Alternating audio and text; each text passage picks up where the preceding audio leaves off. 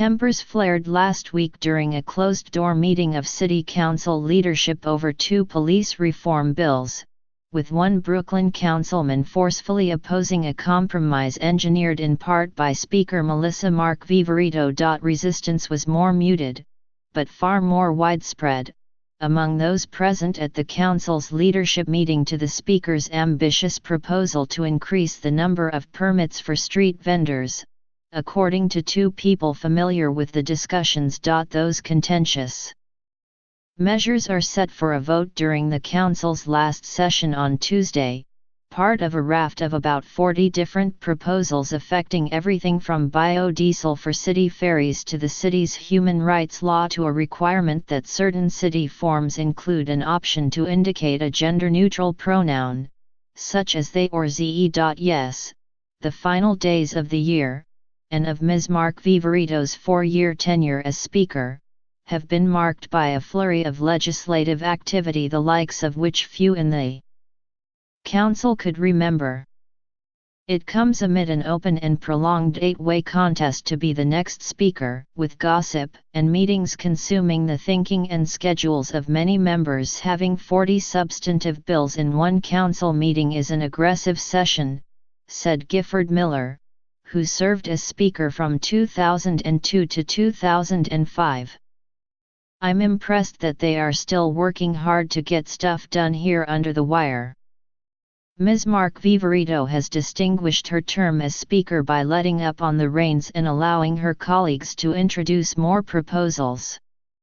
The Council now employs a legislative drafting staff of 10 people to handle a bevy of proposals.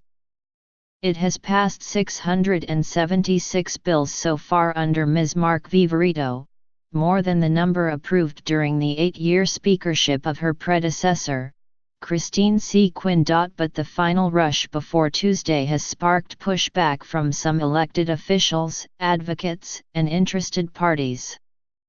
Of particular concern are the measures on policing and vendors that were met with a cold reception from some in the Council leadership. On the street vendor legislation, Ms. Mark Viverito has set up a clash with the mayor as well as with powerful real estate and local business interests and faces the real possibility that her proposal could fail to pass on Tuesday. We are strongly opposed to this bill, and will work to ensure it does not become law, said Seth Stein, a spokesman for Mayor Bill de Blasio. The bill outlines a dramatic increase in food vendor permits without providing the tools or time necessary for effective enforcement. As the exiting Speaker, Ms. Mark Viverito holds few cards left with which to influence her members, apart from the power to allow them to see their own bills get a vote. The street vendor proposal would increase the number of vendors by 330 per year over 10 years, above the current cap of 5,100, while providing for a new Office of Enforcement. Only those with licenses could operate their vendor carts, a new regulation that Ms. Mark Viverito's office said would mean fewer than the maximum number would be on the street. Under current law, a license holder can hire workers to staff a cart 24 hours a day. For Ms. Mark Viverito, the legislation is important partly because many street vendors are immigrants, and they rely on such work for their livelihood. It's complicated, and it's considered one of these third-rail issues. Nobody wants to touch it, she said. I feel it's a very balanced bill. Mr. de Blasio supports the other contentious measure, two policing bills, known together as the Right to Know Act, that would require officers to provide information during many street interactions, including presenting a business card and giving the reason they are questioning the person, and, separately, to get consent from a person before conducting a search in cases where a search would otherwise not be permitted.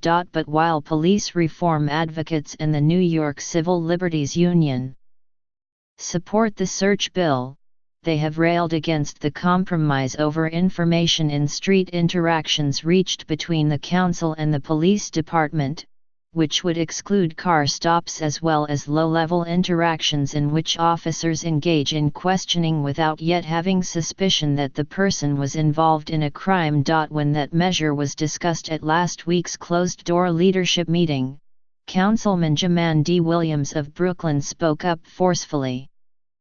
Mr. Williams, who is a candidate to be the next speaker and has a history of shepherding police reform bills, objected to the deal in an exchange with the speaker that one person familiar with discussions called heated.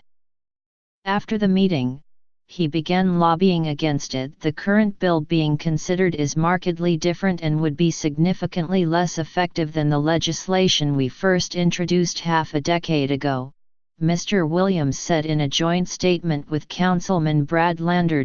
Ms. Mark Viverito said she believed the bill would pass. But individual members have to make a decision. If they want to abdicate their responsibility to advocates and poo-poo it, she said, well, that's on them. Also set for a vote in the helter-skelter final session are measures to require a better accounting of available affordable housing on the market, a census of vacant properties that could be used for housing, and stricter rules for noise. Any of the measures could be shelved by Ms. Mark Viverito before Tuesday. One item not under consideration, despite discussions among City Hall and Council staff in recent weeks, a new effort to limit the use of the city's horse carriages, long a priority of Mayor de Blasio. A bill nearly made it to a vote last year before being pulled amid cratering support. There was some talk, but it wasn't really elevated, said Ms. Mark Viverito of the de Blasio administration, testing the waters for new action on horse carriages. I just didn't see how it could happen.